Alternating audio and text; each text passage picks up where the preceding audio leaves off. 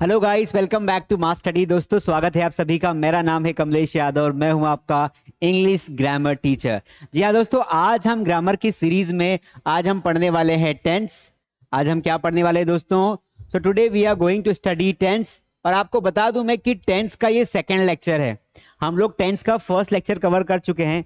अगर आपने नहीं देखा है तो आप जाइए मास स्टडी ऐप पर या फिर यूट्यूब पे जाइए, प्लेलिस्ट में वहां पर भी शायद मिल जाएगा आपको। तो ये जो सेकंड लेक्चर है टेंस का, इसमें हम आज पढ़ने वाले हैं present continuous tense. Present continuous tense भी पढ़ेंगे, प्रेजेंट परफेक्ट टेंस भी पढ़ेंगे और प्रेजेंट परफेक्ट कॉन्टिन्यूअस टेंस भी पढ़ेंगे। मतलब आज प्रेजेंट टेंस पूरा कंप्लीट करेंगे और टाइम मिला तो आगे भी पढ़ेंगे। लेकिन जल्दीबाजी के चक्कर में ऐसा ना हो कि हमने बहुत कुछ छूट जाए। तो we are going to focus each and everything properly so that if something comes in the exam we should be aware about it. So that is why मैं चाहता हूं कि आप आराम से शांति से पढ़ें, एक एक चीज को बेहतर तरीके से समझे और मेन जो रूल है, मेन जो क्वेश्चंस जहां से आते हैं वो उस पॉइंट को आप ज्यादातर याद रखें। चलिए शुरू करते हैं दोस्तों। ये है हमारा ग्रामर कोर्स। अगर आपको इंग्लिश ग्रामर को और सिस्टमैटिक पढ़ना है, अगर आपको टेस्ट और नोट्स भी चाहिए तो आप मास स्टडी ऐप पर जाकर इस कोर्स को ज्वाइन कर सकते हैं या फिर इस नंबर पर कॉल करके जानकारी ले सकते हैं। चलिए लेट्स बिगिन गाइस। अब यहां पर आ जाइए। देखिए टेंसेस क्या होते हैं, मैंने आपको कल बताया था। जो टेंसेस होते हैं वो क्या होते हैं, टाइम को बताते हैं। बेसिक सा एक बार और डिस्कस करते हैं। अगर आपको पूछा है व्हाट इज टेंसेस तो आप बताएंगे टेंस यानी टाइम। ये मैंने आपको कल भी बताया था। और टाइम के अलावा टेंस क्या दिखाते हैं? स्टेट ऑफ दिखाते हैं, स्टेट ऑफ एक्शन, मतलब किसी भी एक्शन का स्टेट दिखाते हैं, अवस्था दिखाते हैं। आज जो हमारा मेन टारगेट है, आज जो हम पढ़ने वाले हैं present continuous tense. Present continuous tense क्या होता है? इंडेफिनिट हम पढ़ चुके हैं बेटा, हमने पिछली क्लास में इंडेफिनिट कवर कर लिया है। आज हम कॉन्टिन्यूअस पर फोकस करेंगे और कॉन्टिन्यूअस कहाँ कहाँ इस्तेमाल किया जाता है, किन किन कंडीशन में इस्तेमाल किया जाता है, वो सारा डिटेल हम समझने वाले हैं। तो काफी इंटरेस्टिंग होने वाला है आज का क्लास। फटाफट आप लोग समझ लीजिए। देखिए एग्जाम में क्वेश्चन कैसा आता है कॉन्टिन्यूअस का। एग्जाम में कभी कभी बहुत सिंपल क्वेश्चन पूछता है कि अगर इजेमार दिया हो तो उसके साथ कौन सी मेन वर्ब आएगी। ये क्वेश्चन वो पूछ लेता है कि अगर इजेमार दिया हो तो कौन सी मेन वर्ब आएगी, ये क्वेश्चन पूछता है। तो this is very simple question, इसमें कोई दिक्कत नहीं है। ठीक है, तो पहले हम बेसिक बातों को समझते हैं। सबसे पहली बात कि प्रेजेंट कॉन्टिन्यूअस की हेल्पिंग वर्ब क्या होती है। तो प्रेजेंट कॉन्टिन्यूअस की हेल्पिंग वर्ब होती है इज, एम और आर। अब हमें यह पता होना चाहिए, अगर हम बहुत बेसिक की बात करें, कि इजेमार का इस्तेमाल कहां कहां कर सकते हैं। तो इज का इस्तेमाल हम करते हैं सिंगुलर सब्जेक्ट के साथ। किसके साथ? जितने भी सिंगुलर सब्जेक्ट होते हैं, जैसे कि ही, शी, इट और नेम। अगर हम एम की बात करें तो एम का इस्तेमाल किसके साथ करेंगे? तो आई के साथ करेंगे। और आर का इस्तेमाल हम करेंगे प्लूरल सब्जेक्ट के साथ, जैसे कि वी, दे, यू, या फिर कोई टू नेम या उससे ज्यादा नेम आ जाए तो टू या टू प्लस नेम। तो ये बेसिक कंसेप्ट है जो हमें पता होना चाहिए किसके बारे में? प्रेजेंट कॉन्टिन्यूअस टेंस के बारे में। दूसरा, उसका स्ट्रक्चर की बात करें तो जब भी प्रेजेंट कॉन्टिन्यूअस टेंस के एग्जांपल की बात होगी तो सबसे पहले हमें सब्जेक्ट लिखना है और जो भी सब्जेक्ट आएगा उसके अकॉर्डिंग हमें इज, एम, आर में से कोई चयन करना है एक का। फिर वर्ब की फोर्थ फॉर्म लगाना है। वर्ब की फोर्थ फॉर्म को उसका आईएनजी फॉर्म भी कहा जाता है। और फिर यहां पर आपको अंततः ऑब्जेक्ट लिख देना है। तो एक कॉमन सा स्ट्रक्चर है जो हमें दिमाग में रखना है। ठीक है, चलिए हम कुछ एग्जांपल्स देखते हैं। तो बात कर रहा हूं मैं प्रेजेंट कॉन्टिन्यूअस टेंस की। ये फटाफट मैं ब्रीफ कर देता हूं। हेल्पिंग वर्ब क्या है? इज, एम और आर। फॉर्मूला क्या है इसका? तो इसका जो स्ट्रक्चर पैटर्न है वो ये है कि जब भी किसी सेंटेंस में आपको इज, एम, आर दिखाई दे, आपको वर्ब का फोर्थ फॉर्म लिख देना है और ऑब्जेक्ट लगा देना है। जैसे यहां पर आया कि she is going to market. She is going to market, तो यहां पर सेंटेंस सही है कि गलत है? तो आंसर इज राइट। सेंटेंस सही क्यों है? क्योंकि यहां पर जो सब्जेक्ट था वो सिंगुलर था, तो उसके हिसाब से हेल्पिंग वर्ब लगाई और उसके हिसाब से मेन वर्ब लगाई। मतलब इसमें मेन फोकस ये है कि जहां जहां पर ये इजेमार दिया रहेगा वहां पर आपको इसका जो कॉम्बिनेशन है वो वर्ब का फोर्थ फॉर्म वाला कॉम्बिनेशन याद रखना है। एग्जाम में कभी कभी बहुत सिंपल क्वेश्चन आता है बेटा, मैं क्वेश्चन आपको बता देता हूं। देखिए कैसे क्वेश्चन आता है कि वी आर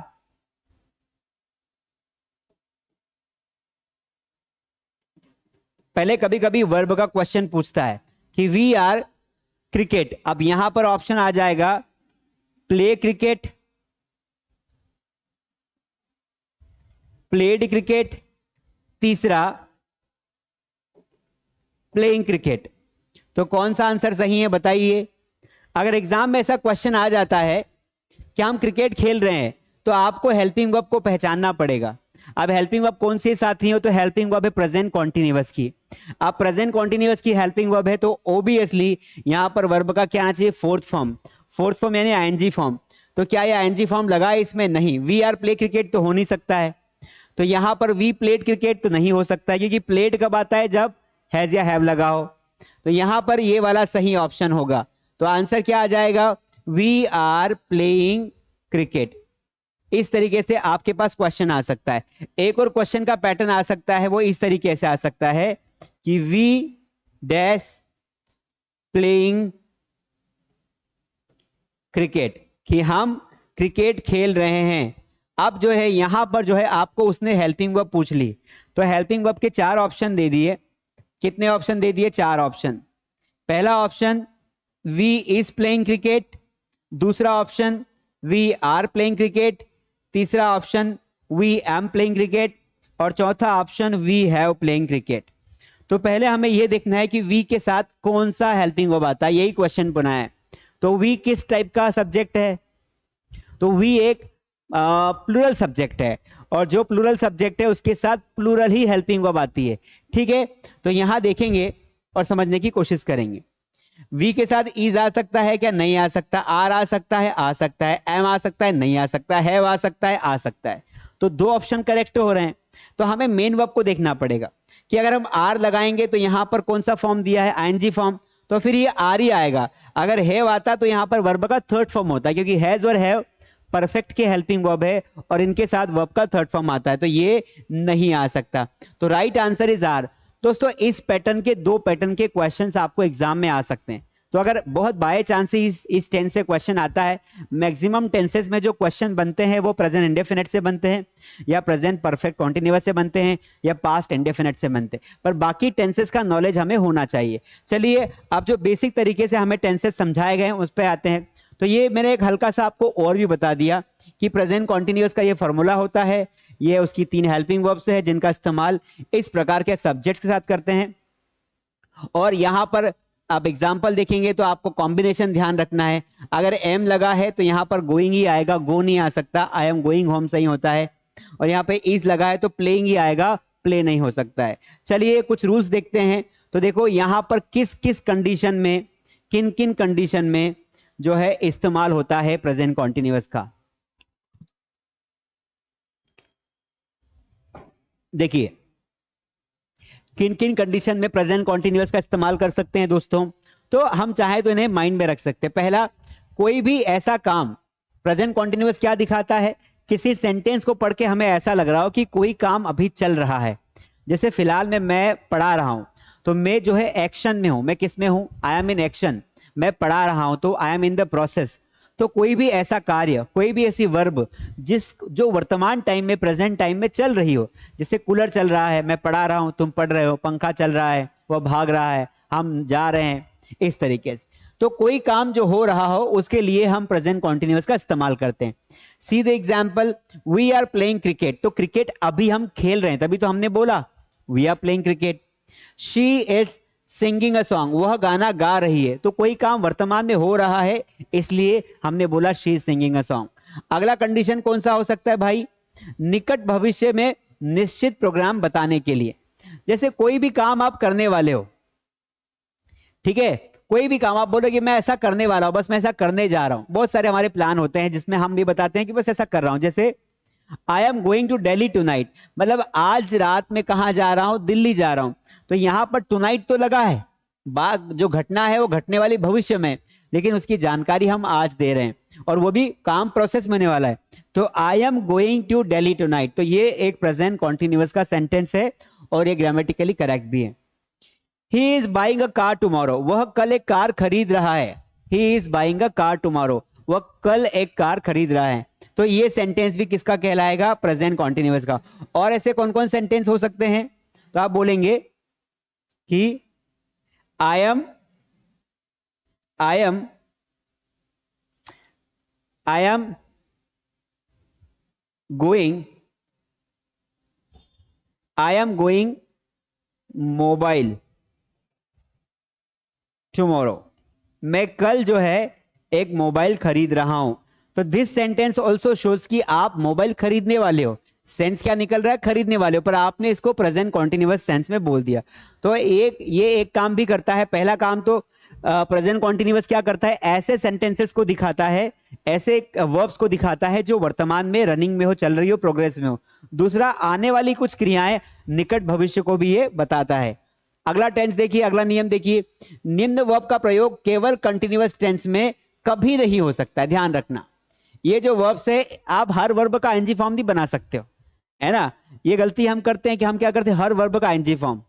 जैसे आई एम फीलिंग, तो हम बोलते हैं आई एम लविंग, तो लविंग होता ही नहीं है, आई लव होता है। पर आपने लव फील का फील किया, फील का फीलिंग किया, तो आपने लव का लविंग कर दिया। तो ये जो वर्ब्स है, इनका कभी भी कोई कंटिन्यूअस टेंस नहीं बनता है। अपीयर, तो अपीयरिंग नहीं होगा, डिजायरिंग नहीं होगा, फीलिंग नहीं होगा, लविंग नहीं होगा, हियरिंग नहीं होगा। तो इनके मीनिंग देखिए, इनके मीनिंग समझाता हूं। अपीयर मतलब प्रकट होना होता है, डिजायर मतलब इच्छा, फील मतलब महसूस करना, लव मतलब प्यार करना, हियर मतलब सुनना, थिंक मतलब सोचना, होप मतलब आशा करना, नो मतलब जानना, रिमेंबर मतलब याद करना, सी मतलब देखना, वांट मतलब चाहना, और टेस्ट मतलब टेस्ट करना, चखना।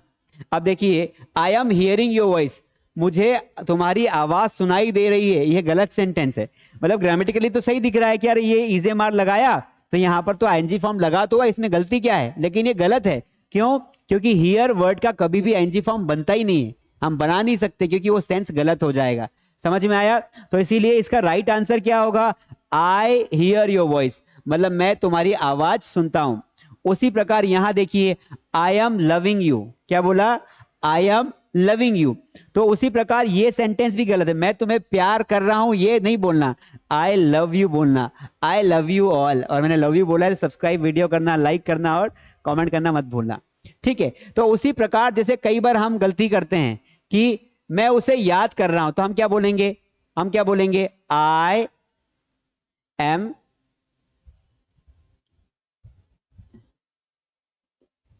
Remembering you.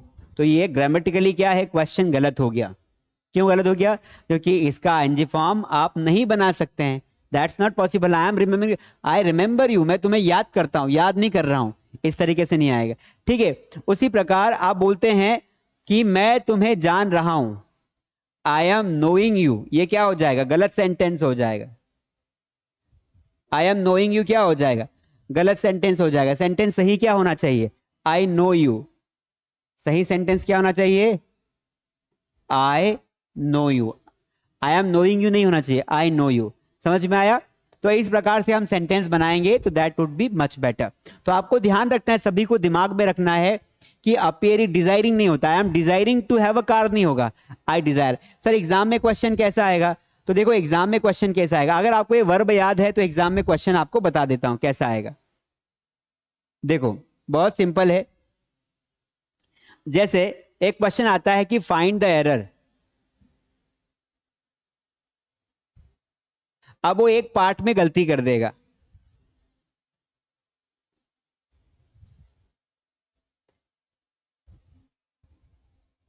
ही इज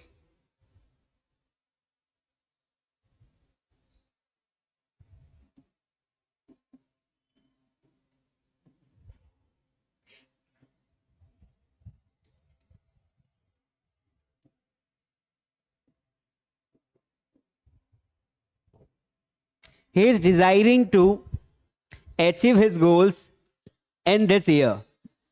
उसने बोला ये पहला पार्ट, ये दूसरा पार्ट, ये तीसरा पार्ट, चौथा पार्ट। तो ये part A, part B, part C और ये पार्ट डी। बताओ कौन से पार्ट में मिस्टेक है?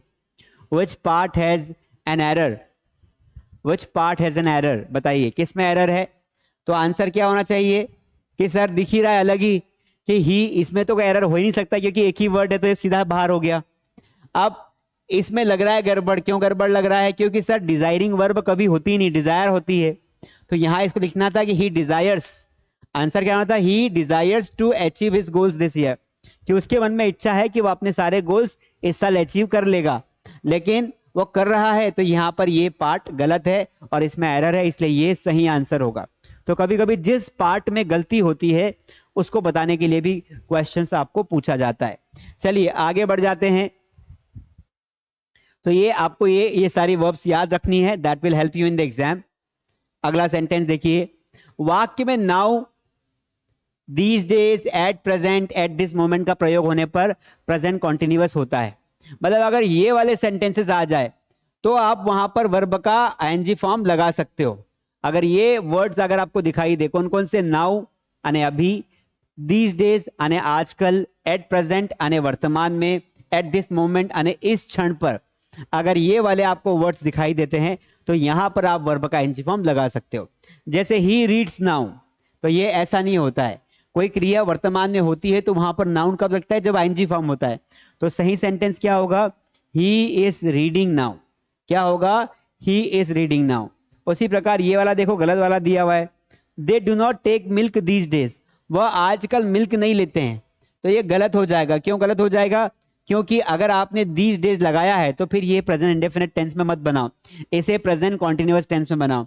तो they are not taking milk these days, वे आजकल दूध नहीं ले रहे हैं। उसी प्रकार हम इसका ही बना सकते हैं एट दिस मोमेंट। तो देखो सही सेंटेंस क्या होगा, आई एम स्टडिंग, मैं पढ़ रहा हूं, at this moment.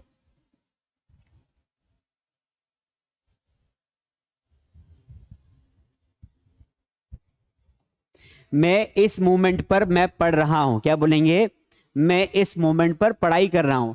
I am studying at this moment, मैं इस मोमेंट पर क्या कर रहा हूं, पढ़ रहा हूं।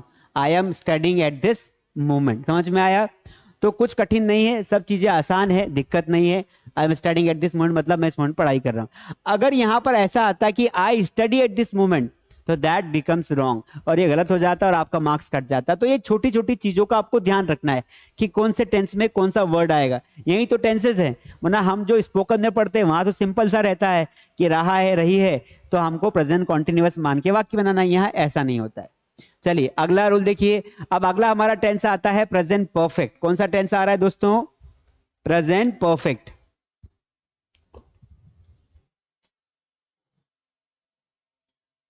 चलिए, तो प्रेजेंट परफेक्ट क्या होता है, प्रेजेंट परफेक्ट क्या होता है, तो मैं आपको बता देता हूं प्रेजेंट परफेक्ट क्या होता है।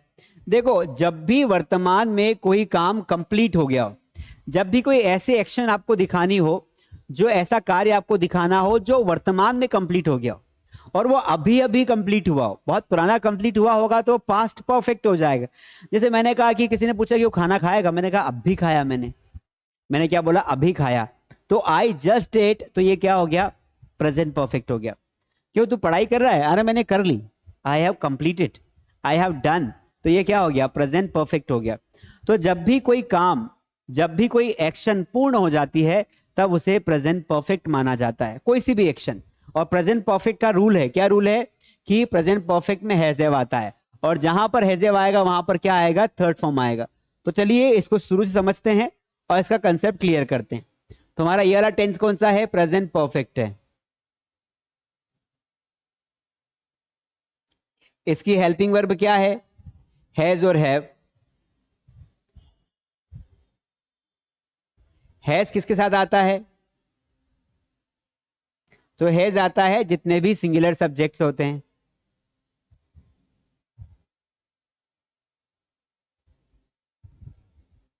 जैसे ही, शी, इट और नेम, इनके साथ क्या आता है, हैज आता है। हैव किनके साथ आता है, जो सब्जेक्ट प्लूरल होते हैं, जैसे आई, वी, दे और यू, ये सब्जेक्ट्स क्या होते हैं, प्लूरल होते हैं, तो इनके साथ क्या आता है, हैव आता है। अब इसमें जो बेसिक बातें जो ध्यान रखने योग्य है, जो कि मोस्ट इंपॉर्टेंट है, वो है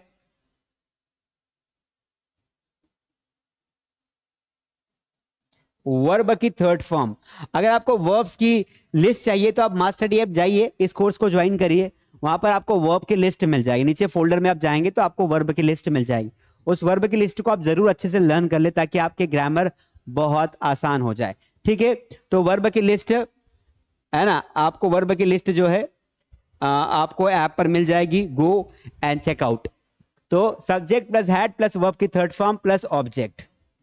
अब आपको पहले मैं कॉम्बिनेशन वाले क्वेश्चंस करवाता हूं। जैसे अगर यहां पे ही लगाया तो ही के साथ क्या आना चाहिए, हैज, और हैज आया तो वर्ब की थर्ड फॉर्म ही आनी चाहिए। तो ही हैज प्लेड क्रिकेट, ये सेंटेंस क्या होगा, सही सेंटेंस होगा। और अगर यहां पे ऐसा आ गया वी, तो वी के साथ हमें हैव ही सिलेक्ट करना है। तो वी हैव कंप्लीटेड होमवर्क, तो कंप्लीट का थर्ड फॉर्म ही आएगा कंप्लीटेड होमवर्क। ठीक है, तो इस तरीके से हम दो सेंटेंसेस बना सकते हैं। समझ में आया कि नहीं आया? एक तो ही हैज प्लेड क्रिकेट और वी हैव कंप्लीटेड होमवर्क, इस तरीके से। अब एग्जाम में क्वेश्चंस कैसे आते हैं, तो हम सीधा चलते हैं एग्जाम में क्वेश्चंस की प्रैक्टिस करते हैं। तो दो प्रकार के क्वेश्चन मैं आपको करवा देता हूं, जो पैटर्न, दो प्रकार का पैटर्न है जो एग्जाम में आपको आ सकता है। कौन कौन सा? एक तो वो आपको मेन वर्ब पूछ लेगा। क्या पूछ लेगा? Main verb. तो क्वेश्चन देखिए, क्वेश्चन आया फिलिंग द ब्लैंक्स वाला।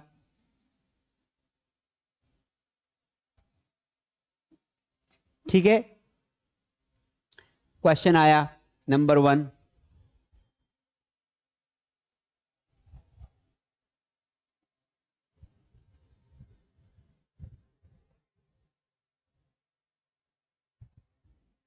उसने कपड़े धो लिए हैं। Options are like this.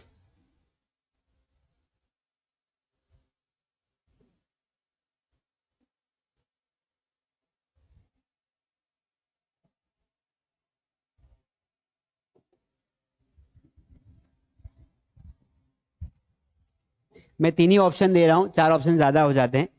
चलिए बताइए, विच answer is correct? She has wash clothes आएगा क्या? क्योंकि वर्ब का फर्स्ट फॉर्म तो इंडेफिनेट में आता है। ये कौन सी हेल्पिंग वर्ब है? प्रेजेंट परफेक्ट की। तो परफेक्ट आया तो वर्ब का थर्ड फॉर्म दिमाग में आना ही चाहिए, मतलब इतना सेंस तो होना चाहिए हम लोगों में कि परफेक्ट है सर और वर्ब की थर्ड फॉर्म आएगी।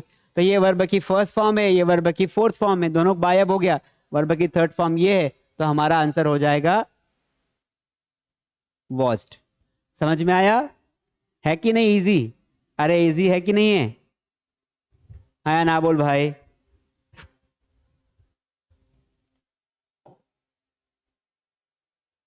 समझ में आया? Very good, very good. एक और क्वेश्चन करके देखते हैं, क्वेश्चन नंबर 2।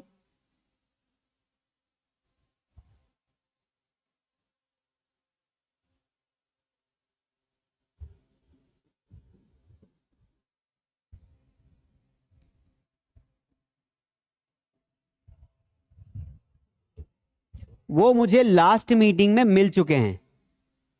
और आपके ऑप्शन है इस प्रकार,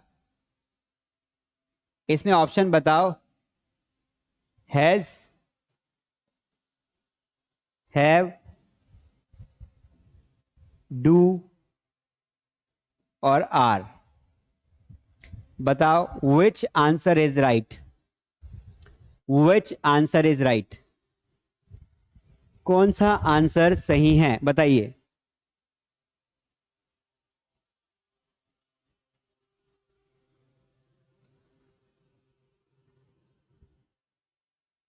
विच आंसर इज राइट? चलिए, तो सही आंसर की ओर आपको मैं ले चलता हूं। देखिए, दे है तो ये प्लूरल सब्जेक्ट है, और हमने क्या सीखा था? हमने क्या सीखा था? यहां पर देखो, ये दे के साथ क्या आता है? तो ये देखो हैव आता है, लिखा है हैव। तो हमको अगर याद है तो हमारा सिंपल काम हो जाता है कि हमें हैव लगाना है, नहीं तो फिर हम दिमाग लगाएंगे कि हैज आ नहीं सकता है क्योंकि सब्जेक्ट प्लूरल है। और डू कब आता है? जब वर्ब की फर्स्ट फॉर्म हो। तो दे के साथ डू आता है, लेकिन यहां वर्ब की फर्स्ट फॉर्म होनी चाहिए। दे डू नॉट मीट, है ना। तो डू कब आता, जब यहाँ पर वर्ब की फर्स्ट फॉर्म होती, और आर कब आता, जब यहाँ पर वर्ब की आईएनजी फॉर्म होती, क्योंकि is am are ING form के साथ है। तो राइट आंसर क्या होगा आपका, हैव। तो this is the right answer, और बहुत सिंपली आपने इसे कर दिया। तो इस तरीके से नॉर्मली प्रेजेंट परफेक्ट में क्वेश्चन दो पैटर्न के बन सकते हैं, आगे कैसे बनेंगे वो आगे देखेंगे। तो ये हमारी बेसिक जानकारी के लिए था, ये आपकी बेसिक जानकारी के लिए था। तो यहां पर एग्जाम्पल भी आपको दिए हुए हैं। आई हैव डन माई वर्क, मैंने अपना काम कर लिया है, ठीक है। तो ये क्या दिखा रहा है, वर्तमान का ये काम क्या आपने काम कर लिया है। He has red a novel, ये वर्ब की फर्स्ट फॉर्म नहीं है, ये वर्ब की थर्ड फॉर्म है, क्योंकि जो रीड है ना, रीड के चारों फॉर्म सेम होते हैं, तीनों फॉर्म, रीड रीड रीड, लेकिन इनका प्रोनाउंसिएशन बदल जाता है। ये रीड है, ये red red red, spelling same है, उच्चारण गलत आएगा। अगर मैं इसे वर्तमान में इस्तेमाल करूंगा तो आई रीड अ बुक, मैं किताब पढ़ता हूं, पर मैंने किताब पढ़ी तो आई रेड बुक हो जाएगा। मैं किताब पढ़ चुका हूं, आई रेड बुक। तो ये वर्ब का सेकंड फॉर्म है, ये वर्ब का थर्ड फॉर्म है, प्रोनाउंसिएशन के आधार पर पहचाना जाता है, स्पेलिंग सेम रहती है। इसलिए यहां पर हैज के साथ क्या लगा दिया, वर्ब की थर्ड फॉर्म, पर लगेगा वर्ब की फर्स्ट फॉर्म जैसा। देखिए कुछ रूल्स देखते हैं। यदि कोई काम अभी अभी समाप्त हुआ हो, जब भी ऐसे सेंटेंसेस को हम प्रेजेंट परफेक्ट में इंक्लूड करते हैं जो हमें यह बताए कि कोई काम अभी रिसेंटली क्या हुआ है, कंप्लीट हुआ हो, उनमें हम क्या करेंगे, इस वाले पार्ट को रखेंगे। देखिए बहुत आसान है, क्या है, बहुत ही आसान है। देखिए यदि कोई काम अभी अभी समाप्त हुआ हो, यदि कोई काम अभी अभी समाप्त हुआ हो, तो कैसे करेंगे इसको। तो द बस हैज लेफ्ट, बस अभी अभी निकली है, लेफ्ट मतलब निकल गई, the bus has left. I have finished the job, मैंने अपना काम पूर्ण कर लिया है। जैसे हम किसी काम पर भिड़े हुए थे सुबह से, और वो काम जब कंप्लीट हो जाता है तो हम क्या बोलते हैं, I have finished my job. अब अगला इस्तेमाल कहां होता है, एक इसमें एक एग्जांपल और ऐड कर लीजिए, I have eaten food, I have eaten food. ठीक है, जब भी आप मेरी क्लास लेने बैठे, मैं आपको हमेशा बोलता हूं हेडफोन लगा लीजिए, कोशिश करिए अकेले में पढ़िए, और मोबाइल जो है आड़ा करके जो है लैंडस्केप में रखिए, ताकि आपको बड़ी स्क्रीन दिखाई दे, या तो आप इसे सिस्टम पर भी देख सकते हैं। आगे देखते हैं, ऐसे कार्य के लिए जो पास्ट में शुरू हुए थे, पास्ट में हुए किंतु वर्तमान में महत्व में बने हुए हैं। ऐसा कोई भी काम जो स्टार्टिंग तो पास्ट में हुए थे, मतलब आपने वो घटना पास्ट की है, लेकिन उसका रिलेशन जो है आप वर्तमान में दे रहे हैं। जैसे I have seen the Taj Mahal, तो मैंने ताजमहल देखा है, पर मैं देख चुका हूं, पहले ही देख चुका हूं ताजमहल, लेकिन आज मैं क्या बोल रहा हूं कि मैंने देखा है, अभी नहीं देखा है, पहले बहुत पुरानी बात है, पास्ट में देखा था, कभी ना कभी गया था विजिट करने के लिए आगरा। तो I have seen the Taj Mahal, मैंने ताजमहल देखा है, यह वाक्य प्रेजेंट परफेक्ट का वाक्य कहलाएगा।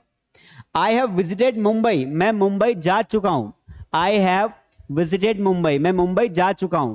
तो मुंबई में पहले गया था, लेकिन मैं बता रहा हूं, जानकारी दे रहा हूं कि मुंबई जा चुका हूं। चलिए अगले रूल्स की ओर बढ़ते हैं। देखिए आप प्रेजेंट परफेक्ट कॉन्टिन्यूअस किसकी बात करेंगे, प्रेजेंट परफेक्ट कॉन्टिन्यूअस की बात करेंगे। प्रेजेंट परफेक्ट कॉन्टिन्यूअस क्या होता है बेटा, तो सिंपल सी बात है कि प्रेजेंट परफेक्ट कॉन्टिन्यूअस में subject plus has have plus been. अब ये जो टेंस है ना, ये बहुत, यहां से क्वेश्चन हमेशा पूछा जाता है, यहां से दो क्वेश्चंस आते हैं। एक तो ये सिंस फॉर वाला जो पैटर्न है कि हमें सिंस लगाना है कि फॉर लगाना है, इस पैटर्न से हमेशा किसी भी एग्जाम, कोई भी कॉम्पिटिटिव एग्जाम की तैयारी कर रहे हो, यहां से क्वेश्चन बनता ही बनता है। तो इसको हम डिटेल में समझेंगे, ठीक है, ध्यान रखना है। तो आगे बढ़ जाते हैं, मैं इसको अपने स्तर से समझाने की कोशिश करता हूं। देखिए टेंस का नाम क्या है, प्रेजेंट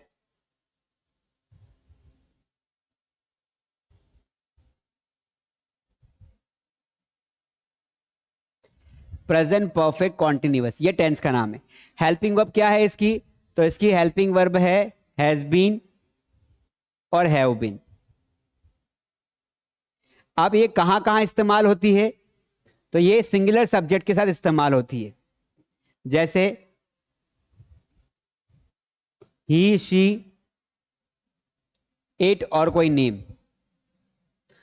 और हैव का इस्तेमाल कहां करना है, प्लूरल सब्जेक्ट के साथ, जैसे आई वी दे यू। देखो ये बार बार इसलिए आपको लिखवाता हूं कि आपको समझ में आ जाए, अगर आपको आता है तो आप वीडियो को स्किप करके भी आगे बढ़ सकते हैं, पर मेरा क्या है, मैं लिखूंगा तो आप भी लिखोगे, तो ये प्रैक्टिस में आता है। पढ़ाई इसी को बोलते हैं, किसी भी चीज की प्रैक्टिस करना ही क्या है, स्टडी है।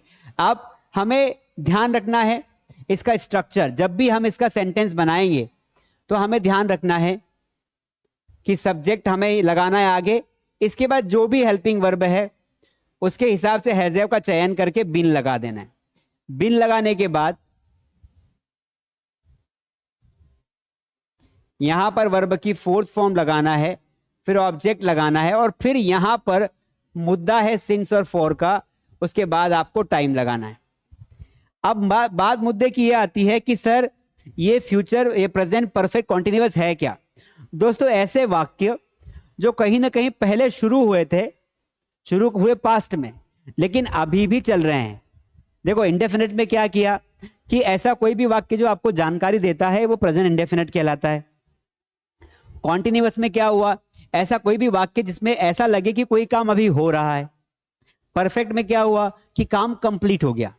लेकिन कुछ काम ऐसे होते हैं कि जो कंप्लीट ही नहीं होते, चलते रहते हैं, शुरू बहुत पहले होते हैं। तो हम इसको समझने के लिए इस चार्ट का इस्तेमाल करेंगे।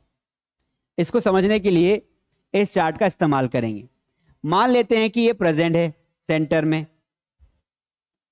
ये आपका पास्ट है, मतलब आपका नहीं सभी का पास्ट होता है, और ये है फ्यूचर। ठीक है, आप देखिए, समझिए बात को कि कोई काम यहां से स्टार्ट हुआ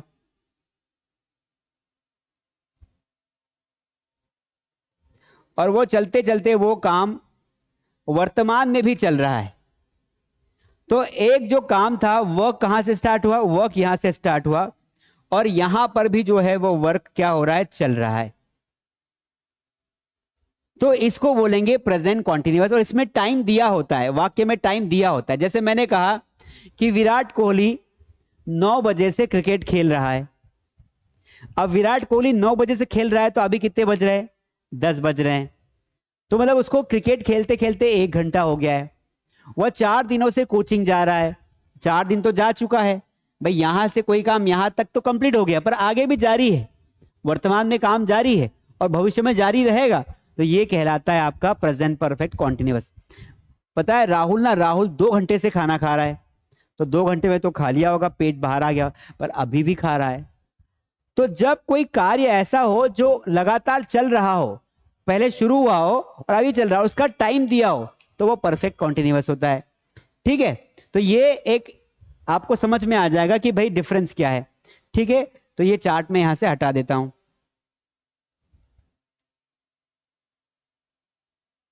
ठीक है, अब बात आती है कि इसमें एग्जाम्पल देखते हैं। Virat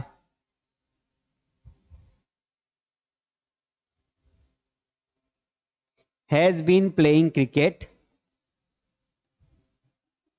Virat has been playing cricket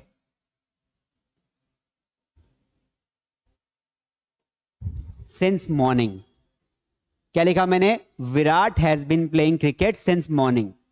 क्या क्या बातें ध्यान रखनी है, अगर विराट सिंगुलर सब्जेक्ट है तो उसके साथ क्या आना चाहिए, हैज आना चाहिए। और अगर जहां हैज बीन आता है वहां पर वर्ब की कौन सी फोर्थ फॉर्म लगाओगे, तो वर्ब की यहां पर आप फोर्थ फॉर्म लगा दोगे। तो एक तो कॉम्बिनेशन ये याद रखना है। दूसरा, ये सिंस का इस्तेमाल हुआ है तो कौन सा टाइम है, तो मॉर्निंग दिया हुआ है, दिन का किसी हिस्से का जिक्र होता है, सुबह या शाम का, तो वहां पर सिंस लगता है। मुद्दे ये बनता है कि सिंस फॉर कहां लगाएं, उसका कंसेप्ट भी आपको समझा देता हूं। देखो हमारे पास 2 ऑप्शन है, हम सिंस कहां लगाएंगे, फॉर कहां लगाएंगे, उसको मैं समझा देता हूं। आप देखो दोनों का ही प्रयोग समय के पहले किया जाता है। जो एक वो सेंटेंस में टाइम दिया रहेगा उसके पहले आपको सिंस और फॉर लगाने के लिए पूछा जाएगा। तो सिंस का प्रयोग हम करते हैं निश्चित समय के लिए। किसके लिए, निश्चित समय, ऐसा समय जो सर्टेन हो, या इसको अंग्रेजी में बोलते हैं पॉइंट ऑफ टाइम, मतलब समय का नाम दिया हो,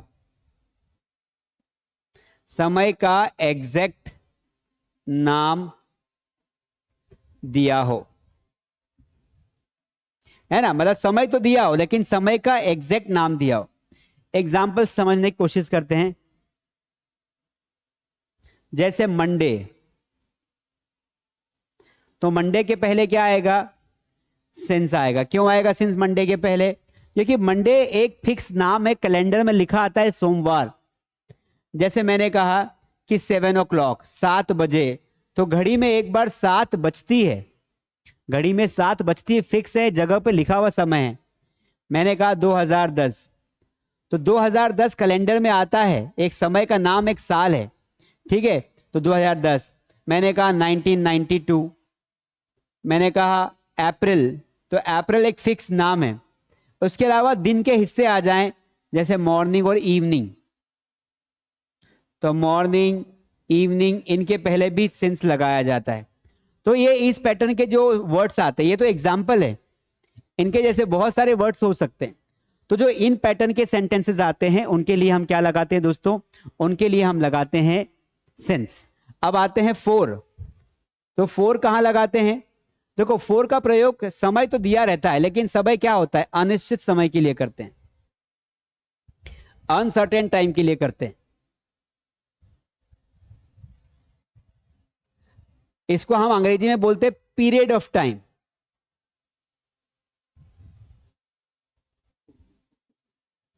मतलब समय तो दिया है, लेकिन समय का नाम नहीं दिया कि वो कौन सा समय है। एग्जाम्पल के थ्रू समझने की कोशिश करते हैं। जैसे मैंने कहा 2 days, तो इसके पहले क्या आना चाहिए? फॉर, क्योंकि 2 दिन बताओ कौन से। मैंने कहा 2 दिन से रो रहा है, तो 2 दिन कौन से बताओ? विच 2 days। उसी प्रकार मैंने कहा 4 घंटे, 4 hours, कौन से 4 घंटे। उसी प्रकार 10 साल, यहां पर वहां पर 2010 था, डेट का नाम था, इसलिए सिंस आएगा। यहां पर आ जाएगा 10 years। तो ये पीरियड ऑफ टाइम है, एक ऐसा समय जो एक बल्क मात्रा में आपको दिया है, लेकिन कब का है पता नहीं। ये 10 साल कब से कब तक के पता नहीं। मैंने कहा 3 months, कुछ भी हो सकता है, 3 month, 4 month।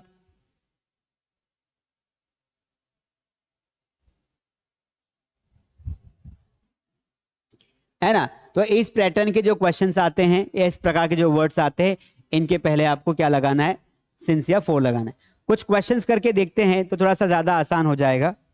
देखो, यहां पर एक क्वेश्चन लिखता हूं, आपको खाली स्थान बताना है, भरना है। She has been learning English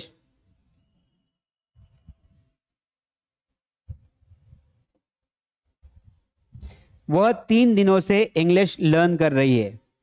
option में आपको दे दिया सिंस और फोर।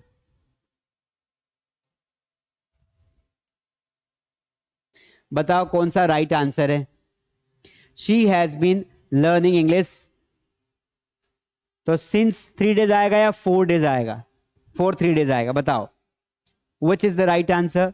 तो आप बोलेंगे सर पता नहीं 3 दिन कौन से हैं, है ना, कोई से भी हो सकते हैं। तो एक टाइम दिया, लेकिन टाइम का नाम नहीं दिया है, इसलिए यहां पर राइट आंसर होगा 4, और ये राइट आंसर हो जाएगा 4 आपका। समझ में आया? एक और क्वेश्चन करके देखते हैं और क्लियर हो जाएगा।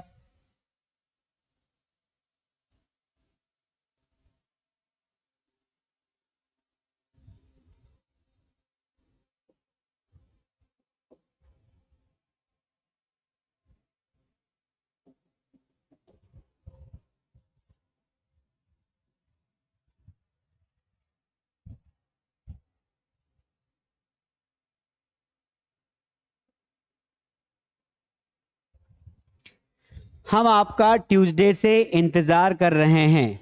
बताओ, सिंस लगाओगे, फोर लगाओगे? We have been waiting for you Tuesday, तो सिंस या फोर। तो आप बोलोगे सर मंगलवार एक तो नाम है दिया हुआ है, तो टाइम तो दिया है, लेकिन टाइम का क्या दिया हुआ है? नाम भी दिया हुआ है, तो इसलिए यहां पर क्या आ जाएगा? सिंस आ जाएगा। तो आपको ऐसे बहुत सारे क्वेश्चंस आ सकते हैं जिनमें आपको कंफ्यूज नहीं होना चाहिए, और आपको अच्छे से, कैसे अच्छे से आपको इन क्वेश्चंस को क्या करना है? सॉल्व करना है। तो चलिए अब हम रूल्स पे चलते हैं। ये हमारा बेसिक ज्ञान हो गया है जो मैंने आपको दे दिया है। आगे बढ़ जाते हैं। अब देखिए इसका यूज कहां कहां है, पहले हम वो समझ लेते हैं। ठीक है, यूज कहां कहां है वो समझ लेते हैं। पहला यूज देखिए, ऐसे कार्य के लिए जो पास्ट में शुरू हुए और अब भी जारी है। कैसे कार्य? जो पहले शुरू हुए अब भी जारी है। जैसे एग्जाम्पल देखिए, I have been living here for a month, मैं 1 महीने से यहां पर रह रहा हूं। तो फॉर लगाया, क्यों? क्योंकि महीना कौन सा है, महीने का नाम नहीं दिया है, महीना दिया है, नाम नहीं है, तो फॉर अ मंथ। तो मैं 1 महीने से रह रहा हूं, मतलब रहते रहते आपको कितना महीना हो गया? 1 महीना हो गया। तो रहे तो पास्ट में रहे थे, शुरू तो स्टार्टिंग तो काम की पास्ट में हुई थी, अभी वर्तमान में आपको कुछ समय निश्चित हो गया है। We have been writing since September, हम सितंबर से लिख रहे हैं, पक्का नाम दिया है सितंबर, इसलिए सिंस लगा दिया। दूसरा नियम, फॉर का प्रयोग पीरियड ऑफ टाइम, है ना, फॉर का प्रयोग पीरियड ऑफ टाइम के लिए करते हैं, समय की लंबाई के लिए होता है, जबकि सिंस का प्रयोग पॉइंट ऑफ टाइम के लिए करते हैं, समय के नाम के लिए होते हैं। मैंने आपको बता दिया है। एग्जाम्पल देख लीजिए, I have been reading here since 4 o'clock, I have been reading here since 4 o'clock, मतलब मैं 4 बजे से पढ़ाई कर रहा हूं या रीड कर रहा हूं, बुक पढ़ रहा हूं। We have been reading writing for 2 years, we have been writing for 2 years, हम 2 सालों से लिख रहे हैं। तो यहां पर वो बोल रहे हैं सिंस फॉर क्यों लगाया? तो 4 बजे एक निश्चित समय है, 4 o'clock क्या है? It is a point of time, time दिया हुआ है उसका, एक 4 घड़ी में एक बार बचती है। लेकिन 2 साल, 2 साल कौन से? कैलेंडर में साल का नाम आता है, लेकिन 2 साल थोड़ी लिखा हुआ आता है, तो इसलिए यहां पे क्या लगाया? 4। तो समझ में आया? तो सिद्ध भाषा में अगर आपको समझाऊं कि जब टाइम का नाम दिया हो तब आपको सिंस लगाना है, और टाइम ही दिया हो, बाकी नाम वाम कुछ नहीं है, तो आपको 4 लगाना है। कुछ एग्जांपल्स और देखते हैं। देखो, marriage, death, childhood, arrival, departure, arrival मतलब होता है आना, डिपार्चर मतलब जाना, इत्यादि का प्रयोग प्रेजेंट परफेक्ट कंटिन्यूअस टेंस में होने पर इनके साथ सिंस लगता है। इनके साथ हमेशा सिंस लगेगा, जब इनका इस्तेमाल होगा तो सिंस लगे, क्योंकि ये वोकेशन जो होते हैं ना, बार बार नहीं होते हैं, एक ही बार होते हैं, वन टाइम वोकेशन है। ठीक है, तो आपको इनके साथ, सभी के साथ क्या लगाना है? सिंस लगाना है। एग्जाम्पल के थ्रू समझने की कोशिश करते हैं। Sita has been weeping since her marriage, Sita अपने शादी के टाइम से रो रही है। तो ये शादी का टाइम एक फिक्स टाइम तो होगा भाई, शादी हुई तो एक फिक्स टाइम तो होगा, साल तो होगा। तो जब भी शादी की बात आएगी तो एक सर्टेन, इसको सर्टेन एक समय मानकर, एक घटना मानकर, दुर्घटना मानकर, तो जब से शादी हुई तब से रो ही रही वो, और अभी भी रो रही है, तो यहां पर क्या लगाएंगे? सिंस लगाएंगे। We have been working since his arrival, है ना, हम तब से काम कर रहे हैं जब से वो आया है, तो अराइवल के लिए क्या लगाएंगे? सिंस लगाएंगे। उसी प्रकार डिपार्चर के लिए लगाएंगे कि we have been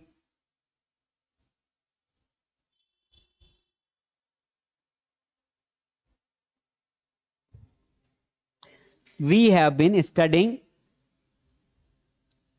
we have been studying, हम बचपन से पढ़ाई कर रहे हैं।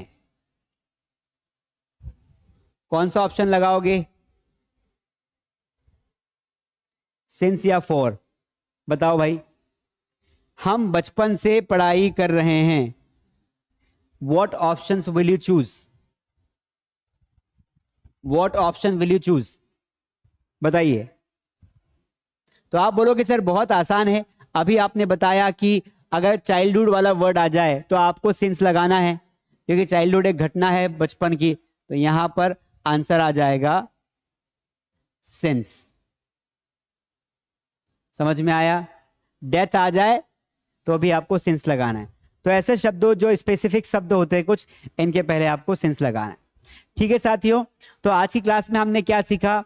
हमने सीखा प्रेजेंट कॉन्टिन्यूअस का इस्तेमाल कैसे करते हैं, हमने सीखा प्रेजेंट परफेक्ट में हैजर्व के साथ कैसे वर्ब का थर्ड फॉर्म लगाते हैं, और हमने सीखा किस तरीके से प्रेजेंट परफेक्ट कॉन्टिन्यूअस में हम हैजर्व के साथ बीन लगाते हैं, और हमें जो क्वेश्चन आता है वो अधिकतर या तो इसके साथ भी आपको वर्ब का फोर्थ फॉर्म पूछ सकता है, या फिर वो सिंस और फॉर का क्वेश्चन जो आता है वो आपको आना चाहिए। तो ये आज की क्लास में हमने सीखा। आई होप आपको जरूर अच्छे समझ में आ गया होगा। इसका रिवाइज करिए। इसकी जो प्रैक्टिस शीट है वो मास्टर डी ऐप पर अवेलेबल है, वहाँ पर नोट्स भी है, वर्ब के चार्ट्स भी है, तो आप जरूर से जो है what do you call it, आप उसे कल अगर ज्वाइन कर लिया हो तो वहां जाके पढ़ लीजिए, नहीं किया हो तो जरूर करें। साथ में इस कोर्स के बारे में दोस्तों को बताएं। बाकी ये सारे कोर्सेज जो है हमारे स्पोकन इंग्लिश के हैं, आप चाहे तो अगर अंग्रेजी सीखना चाहते हैं तो आप इन्हें ज्वाइन कर सकते हैं। ठीक है, चलिए, तो I hope it is enough for today, आज के लिए इतना काफी है। आई डेफिनेटली होप कि आपको अच्छे से समझ में आ गया होगा, आपने सारी चीजें अच्छे से क्लियर कर ली होगी। इसके अलावा पढ़ते रहिए, टेस्ट जरूर दें, और कोई भी चीज ना एक बार में समझ में नहीं आती तो you should try once again. Like मान लो हमने एक कोई क्लास अटेंड की और हमें समझ में नहीं है तो गिव अप नहीं करना, डबल पढ़ने पर उसमें ज्यादा कंसेप्ट हमारे क्लियर हो जाते हैं। जैसे टेंसेज हैं, और दूसरा वोकैबुलरी पर आपको बहुत ध्यान देना है। वोकैबुलरी एक ऐसा पार्ट होता है इंग्लिश में जो आदमी को दिक्कत देता है। अभी हमने टेंसेस चालू किए हैं, फिर हम पैसिव वॉइस चालू करेंगे, नरेशंस पढ़ेंगे, तो सिस्टमेटिक ला रहा हूं, ऐसा नहीं बीच में से। पहले आपको पार्ट्स ऑफ स्पीच पढ़ाए, उसके बाद आपको बीच में मॉडल्स पढ़ाए, अब हमारे टेंसेस चालू हो गए हैं, फिर पैसिव वॉइस है, मॉडल्स हैं, क्वेश्चन टेक्स हैं, फिर एंटोनिम्स एंटोनिम्स से सारा लाऊंगा मैं। Gradually we will study everything, but condition ये कि आपको टिके रहना है और पूरे लेक्चर को अच्छे से अटेंड करना है। एक बार रिवाइज करने के लिए एक बार फिर से देखिए, आप अपने हेडफोन लगाइए, मोबाइल लगाइए, जो टॉपिक आपको दिक्कत दे रहा है उस टॉपिक को आप एक बार और चेकआउट करके अपने जो अपनी स्टडी है इसे बहुत अच्छे से कंफर्म कर सकते हैं। क्योंकि कई बार ऐसा होता है कि एक बार में समझ में नहीं आता है, बाकी आ जाएगा। ठीक है, तो ऐप पर जाकर सारी चीजें एक बार जरूर चेकआउट करें। बाकी आई होप कि आपको अच्छे समझ में आया होगा। ऐसे बच्चे जो आपके टच में हो, जो किसी न किसी एग्जाम की तैयारी कर रहे हो, इंग्लिश के लिए दिक्कत हो, अच्छा टीचर नहीं मिल रहा हो, तो आप इस कोर्स को, इस सिलेबस को आप सजेस्ट कर सकते हैं। ठीक है, thank you so much, I will see you in the next class.